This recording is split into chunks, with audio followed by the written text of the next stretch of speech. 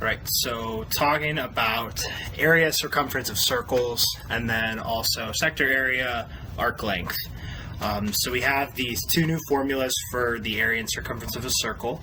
So we're going to start with circumference. So the circumference formula in a circle is 2 pi r, and then r is that radius length, and then my area is pi r squared, and again r is that radius. So when it comes to the circumference, we have 2 pi r, but then also remember that the diameter is 2 times my radius. So sometimes you might also see this circumference formula as pi times your diameter. Rarely you will, but that's just another way that we can work with the circumference.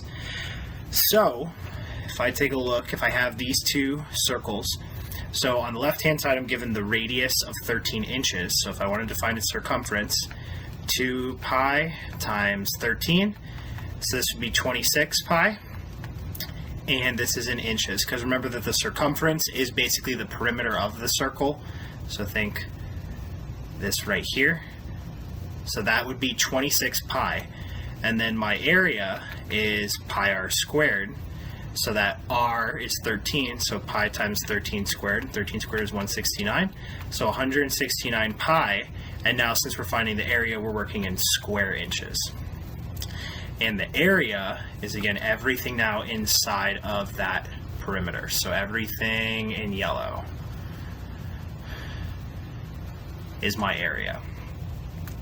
Now in the second example, we're given a diameter instead of a radius. So for our circumference right away, we can do pi times our diameter. So this is just 24 pi inches. But for our area, we have to work with that radius. We cannot work with the diameter. So we have to work with the fact that the diameter is twice the length of my radius. So 2r is 24.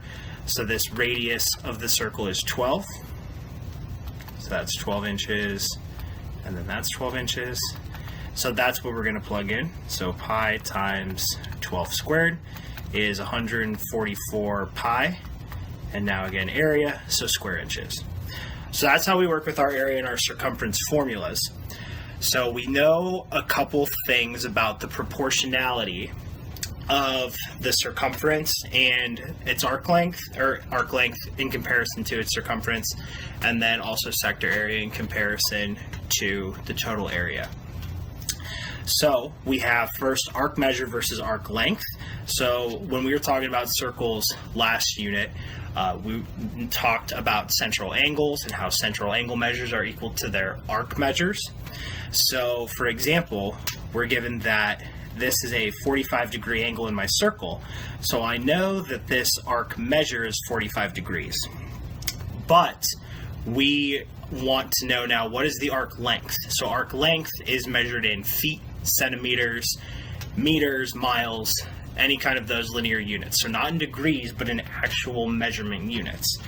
So we know that in proportion, we have the measure of the arc over the total arc measure, which we know is 360 in a circle, is in proportion with the arc length over the total circumference of the circle, which we know the circumference of a circle is 2 pi r, or pi times our diameter.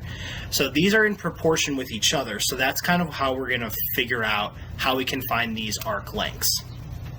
So if I take a look at this example, I have that this is a 45-degree arc. So plugging in, again, using this kind of as a formula, because basically we can use this proportion as a formula, this would be 45 over 360 is equal to this arc length. That's what we're trying to find, so we're going to call that x over my total circumference. So I have my radius is 14 feet, so this is 2 times pi times 14, so this is really 28 pi. So now, solving a proportion, we just want to cross multiply. So 28 times 45 pi, or sorry, 45 times 28 pi. We don't want to necessarily multiply that pi in there, because then we're going to get it approximate. So just multiply the whole numbers and carry that pi with it. So 45 times 28, so that's 1,260. So 1,260 pi is equal to 360x. And again, that x is that arc length, so that's what we're trying to find. So if I do 1,260 divided by 360, I get 3.5 pi. So this is 3.5 pi. And then if you do it as a fraction, 3.5 is 7 over 2 pi. So what we just found was this arc length here. And this arc length is 7 over 2 pi feet. And again, that is the exact answer. So if you put that into your calculator, that 3.5 times pi, then you will get approximately 10.995, so about 11 feet. But again, we want to make it as exact as possible, so leave it in terms of pi. So again, that highlighted yellow, that's the length that we just found, is that piece of the total circumference of the circle. So we can also, though, do the exact same thing with area. So we have the same kind of relationship going on. So the measure of the arc in relation to the entire arc measure of 360 is also in proportion with sector area over the total area of my circle. So now we're just going to work with the area formula of pi r squared. So if we're given this example and we want to find the sector area, now what we're finding is we're not finding that arc length. Instead, now what we're finding is what is this area? So what's the area of all of what's in yellow? So again, think of it just like a formula, plugging in those pieces. So I have that arc measures 150. So 150 over 360 is equal to whatever the sector area is, that's what we're trying to find, so x, over now my area of the whole circle. So we have this radius is 8 inches, so this is going to be pi times 8 squared. So this is going to be 64 pi.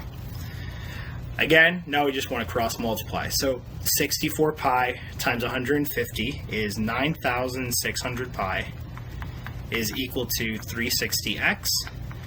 And we're trying to again solve for that x, that sector area. So if we divide both sides by 360, you get that x is about 26.67 pi.